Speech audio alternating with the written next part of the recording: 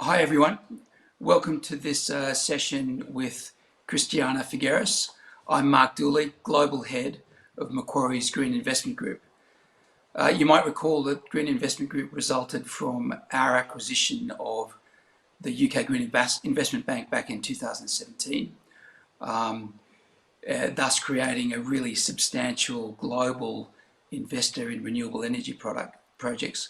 I'm really pleased to say that since that time, we've now become a developer as well. We've moved earlier in the project lifecycle because that's where we thought we could have the biggest impact.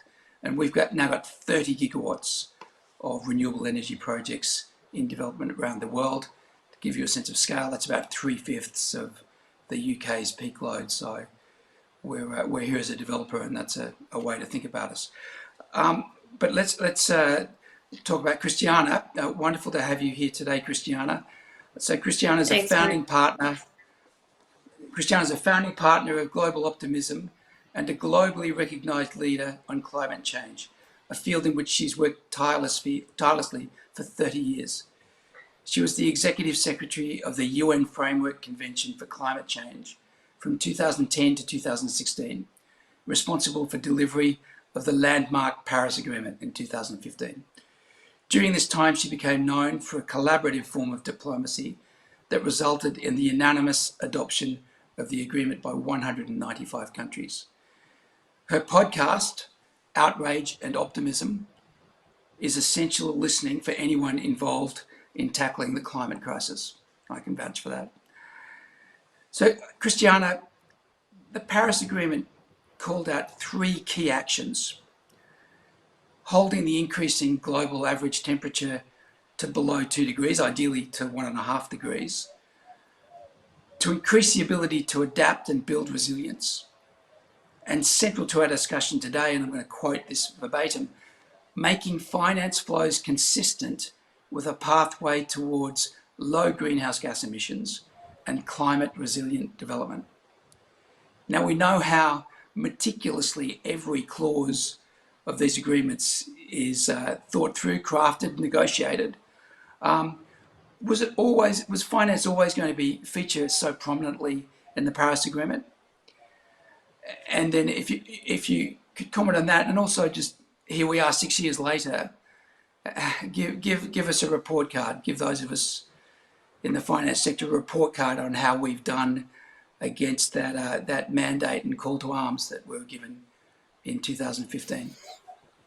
Yeah, okay. Thanks, Mark. Thanks very much. Lovely to be in conversation with you. Yes, definitely. Finance is absolutely at the heart of economic transformation and certainly at the heart of the Paris Agreement for a very simple reason. Wherever finance goes, there go emissions, or there go emission reductions. And the kind of financing that we put into the economy is going to determine whether infrastructure is resilient or not.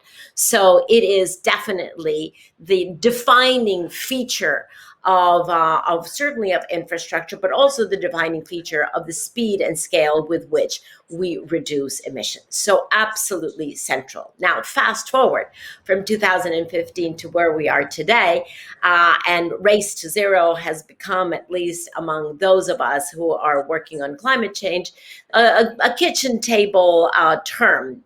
But because it has become so commonplace, I think it's important to remember, what does it actually mean? Because the race to zero doesn't mean race to zero action. Quite the opposite. It means race to zero pollution, local and global. It also is important to remember that it is not a race against each other.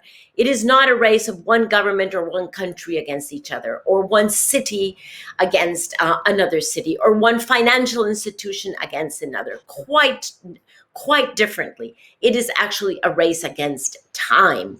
That is what we have to understand. And thirdly, we have to understand that there are, different to most races that we are familiar with, there are no individual winners here. It's either we all win or we all lose. And losing has such deep consequences that it's frankly not even an option. So in that understanding that we are here in the race to zero in the financial sector, How are we doing? What is the report card? Well, I would say we are probably, if I'm going to score us between 1 and 10, we're probably at somewhere like a 6 or 7, let's say.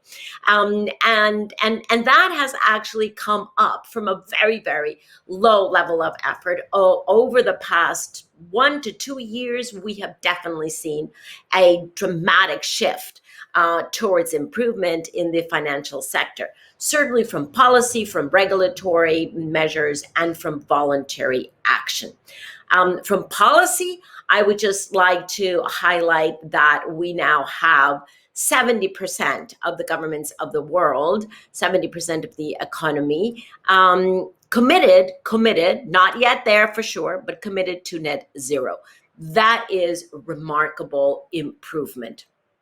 And we also know that with the exception of the Chinese-held financial institutions, all other government-held financial institutions have actually committed to pulling out of financing any new coal and increasingly any new gas. So from a policy perspective, definitely an improvement. From a regulatory perspective, I would like to point out the International Accounting Standards Board that now demands that climate change risks have to be incorporated into financial reporting.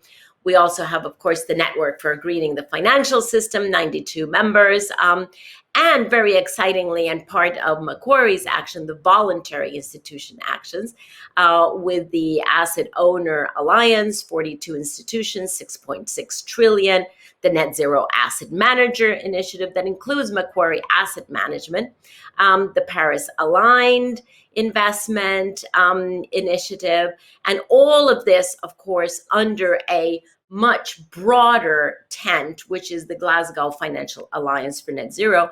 And we'll be hearing from Mark Carney and some of the people that are working with him on there. So are we moving? Yes. And I would say it is the financial sector that has improved most, certainly over the past 12 to 18 months, mostly because there has been a growing understanding of the high risk of keeping assets that will become or are already becoming stranded. And there's an increasing appetite to move towards investments that combine profit and purpose. So all of that is actually pretty good news. Now, does that actually get us to where we need to? No, it doesn't. Because first of all, these are all commitments, but they are not yet signed and delivered investments. It is definitely a wake-up call, but we have to not just wake up when the alarm goes off, we have to jump out of bed and actually do the morning race. And that is, Mark, where I would love to hear your input, because we understand that certainly in terms of infrastructure, anything that is invested into now, that is built now, will have emissions for at least 20 to 30 years. And we also know that we have to be at 1/2 global emissions by 2030. So how do we deal with this lock-in effect? How do we actually ensure that we close the gap between what I would perhaps very simplistically call supply and demand of capital? I hear project developers say, I can't access the capital. I hear capital asset managers and asset owners saying, we have the capital, we have the willingness, we can't find the projects. And frankly, we have totally run out of time to be in this chicken and egg situation. So what can be done, or what is being done to close that gap, to build the bridge between those two? Thanks, Christiana. Well, certainly there's an enormous task in front of us, but we've already got things moving in the right direction, and there are a lot of things pushing us the right way. Already we've put $2.35 trillion into renewable energy projects since the Paris Agreement. Already we've started to wean ourselves off the need for public sector subsidy every time we do a renewable energy project. Increasingly, we're building projects against private sector demand. Players like an aluminium smelter in Scandinavia that's backed a number of our onshore wind projects up there. They want that clean green power, and that provides our business case. So a lot of good things already happening. And I'll also say that you're absolutely right. There's a lot of capital that wants to find its way into these assets. About $1.4 trillion of private equity dry powder right now, a record figure. And within that, the ESG theme has grown from really a whisper not so long ago to an absolute roar now. And that 18 months to 2 year backward-looking window you talk about really resonates with me. All of this has just gained huge momentum in that time. So a lot of good things happening for us. And the question is, how do we get all that money deployed in all those projects that need to happen? And I am going to hit one of the sort of traditional observations that people like me make, which is that very often what we find is that process stands in the way of us making projects happen. So wherever governments can intervene to push their project pipeline faster, either by changing environmental and other permitting requirements or access to grid, the countries that are getting that right, creating one-stop centralised shops, they're going to get a real dividend for that. But the other thing I'd point out is that in making this money meet the need and the opportunity, knowing what we're talking about, having a universal language that says, yes, that's an asset over there or a project over there that can have an impact, and telling communities that these are the sorts of assets that they should be generating. And once endorsed that way, there's money there that wants to help it and make it happen. That needs shared language. It needs a common label. And we're part of a group, an industry-wide group called Fast Infrastructure, that's also supported by the SMI's FSTF task force to create the Sustainable Infrastructure Label, which is tasked to do exactly that, a universal label that takes in the right UN Sustainable Development Goals and creates a shared language to identify these projects that should be reaching the money. And we think that's a very potent thing. Look, with the time left, I wanted to invite your insight, your guidance for us as the finance community. We've got COP26 looming. We know how important it is. We know that there are a lot of inputs and outcomes that we want to see happening in COP26. How can we as the finance community have an impact, be heard? Are we interesting to the COP26 community? How should we reach in? Well, you're definitely interesting. I would say you're probably the most important participants there, because to a large extent, the success of COP26 will be determined by the perception that there is in that moment of the finance flows. And in that sense, I think you have to remember that there are two realities that the COP will deal with. One is the geopolitical reality, where we have to close the gap of the $100 billion that were promised years ago and that still haven't been delivered. And we're still delivering somewhere around hovering about 70 billion per year from north to south.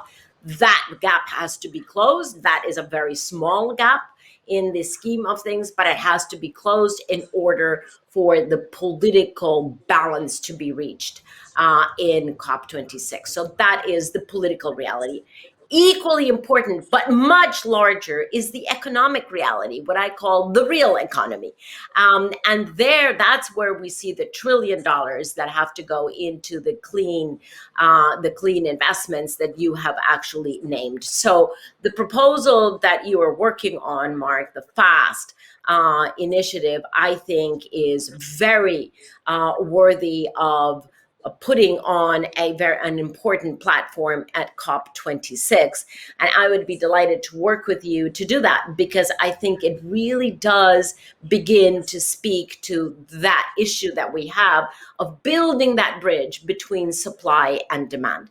And I think it is a very, very helpful response to a frustration that so many people have been carrying for years and years. So a very exciting proposal that we should definitely highlight at COP26.